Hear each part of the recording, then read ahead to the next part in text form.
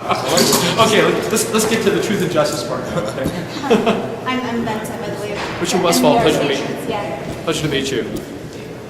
Okay. Madeline's going to get right up in your face with a light. Okay, my God, I love that.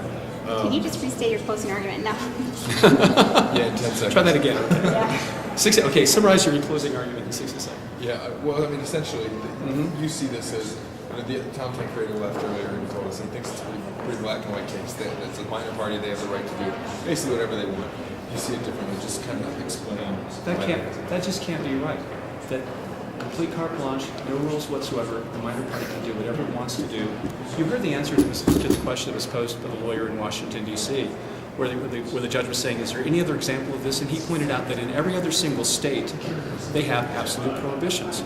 Colorado has provided some flexibility for minor parties to be able to, by their constitution and by their bylaws, to go ahead and say, you can provide a different time frame, but you've got to provide for it. To say that the affiliation requirement that you have to be affiliated with a minor party for at least some period of time, and that you cannot be affiliated with a major party for at least some period of time prior to taking a minor party's candidacy, to say that those statutes which are clear, which apply to all nominations, and to say that for some reason or other, when you're filling a vacancy, they don't apply at all, that's an absurd result, as I told the court. And you had said in the closing arguments that you thought it was, undemocratic for Tancredo to be doing this. He's not representing the ACP. Can you just kind of reiterate that and expand on it a little bit? Here you have a man who's been a Republican for 40 years of his life, served 5 terms in Congress as a Republican congressman, served 3 terms in the state legislature as a Republican legislator, who actually in November of 2009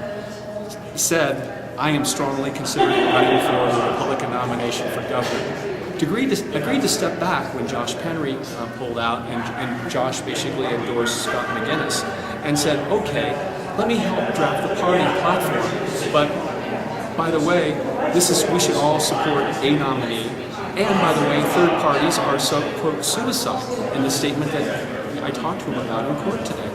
He said that at the end of last year and at the beginning of this year.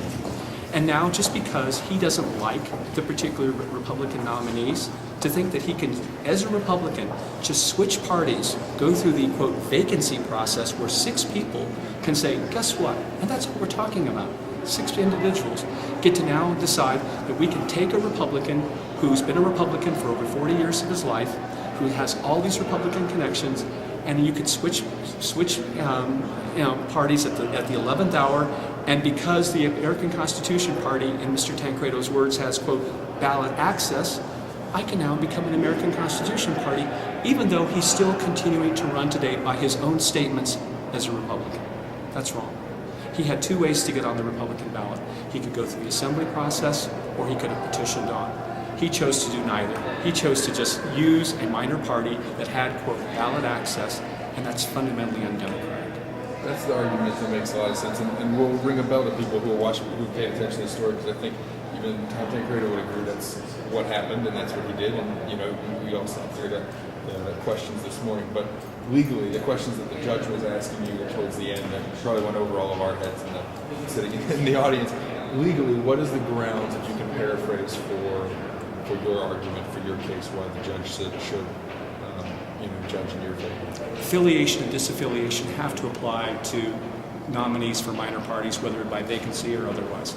To look at a very long, convoluted statute, there's one section that deals with filling vacancies by minor parties that really is designed to put in a 70-day deadline. In other words, the minor parties can't nominate someone to fill a vacancy after 70 days.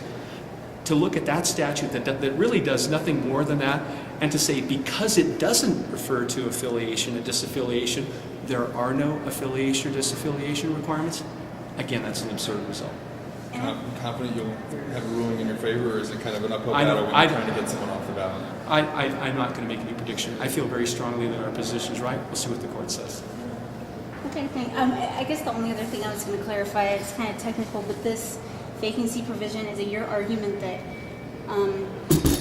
the state has this statute unless party bylaws say otherwise, and because the vacancy provision doesn't say otherwise, is that your argument that state statute applies?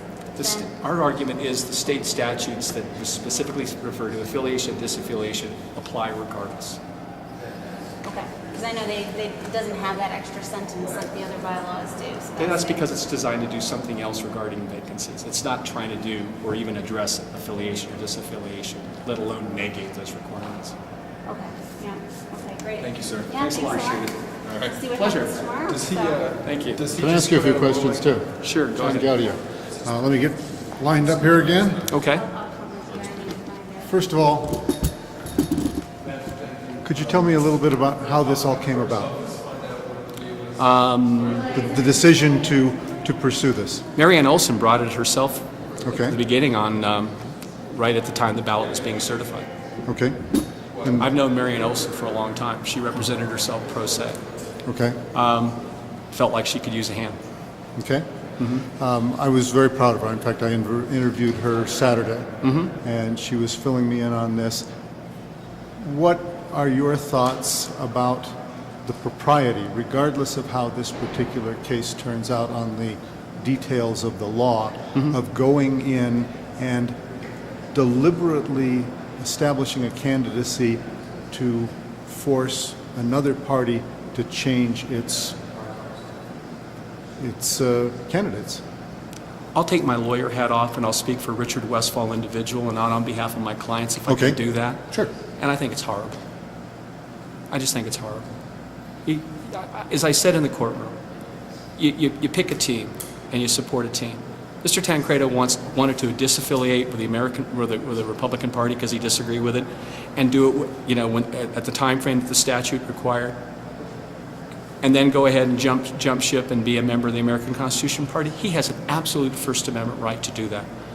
But don't use your decades of being a Republican and an elected Republican official and then say, I don't like who the Republicans have picked, and so I'm going to change teams just so I can have, quote, ballot access in his terms. That's wrong. It's flat out wrong. I agree. Thank you, sir. Thank you.